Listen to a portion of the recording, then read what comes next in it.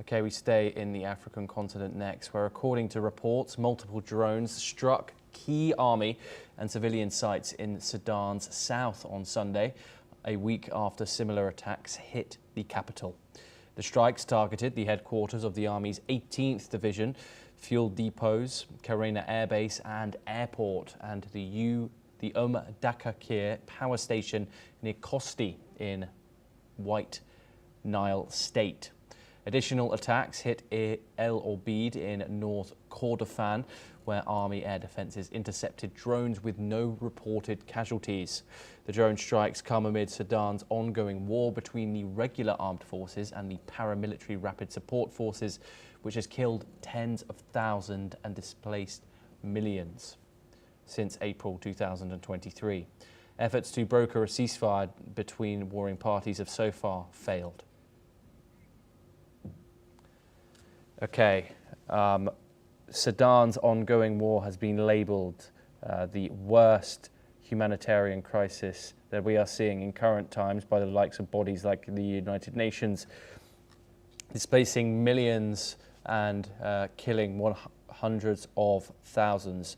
Efforts to broker a ceasefire between the two warring parties have so yet fallen flat, with the fighting occurring between the paramilitary rapid support forces and Sudan's regular governmental forces.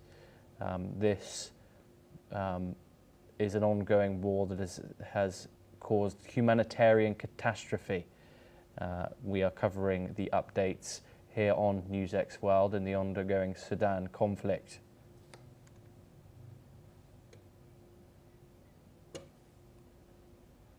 Okay.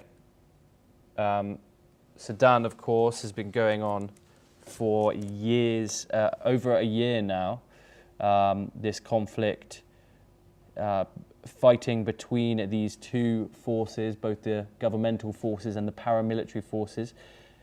We're covering the attacks that have occurred today, where multiple drones have struck a key army and a civilian site in Sudan's south, a week after similar attacks hit the capital. The strikes targeted the headquarters of the Army's 18th Division, fuel depots, Kanaya Air Base and airport. And we're now joined by Andrew Latham, who is a Professor of International Relations at Minnesota. Andrew, thank you once again for joining us and giving your insight on this. Andrew, this conflict has raged on for over a year now. The United Nations calls it the worst humanitarian crisis in the world. What are your thoughts on how this conflict has developed in recent times, and of course the fact that peace deals have fallen flat since they have been started to negotiate? Well, no, my first comment would be that this particular conflict, and indeed conflicts in Africa, tend to drop below the radar, as it were. People are focused on South China Sea, and they're focused on Ukraine, and they're focused on various other conflicts, and a lot of these go underreported, not by you guys, of course, but by global media more widely. And yet, you know, as the UN has reported out, the casualties are extraordinary. The word genocide, which is often bandied about and used in an ill-informed and incorrect manner, is certainly the case in this particular conflict. And so maybe it's finally breaking through. Maybe it's finally coming to the attention of the global population that there are, in fact, conflicts beyond simply those European conflicts and those ones that the United States is most interested in for geopolitical reasons. That, and this is a sad commentary on the human condition, but my judgment is that it is the human condition, that the factory settings for us, in fact, are war, conflict, genocide, violence of all sorts. And we have sometimes developed the mechanisms, rules, norms, and institutions to limit those impulses.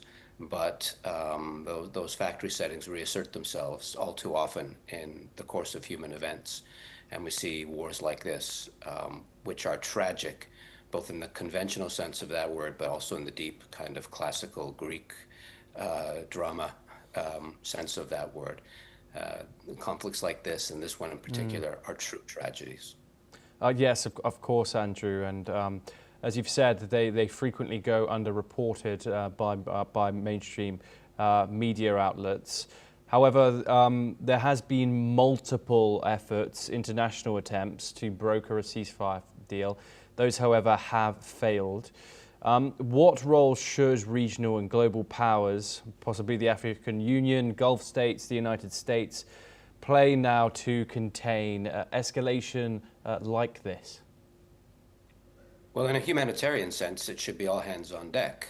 I think there's no denying that both great powers who are involved in Africa, the Russians still, China newly, and the United States since the beginning of time, I suppose, or since the beginning of the American Republic anyway, have some responsibility, but so do other regional great powers. You mentioned some of the Gulf states, for example, and regional organizations too.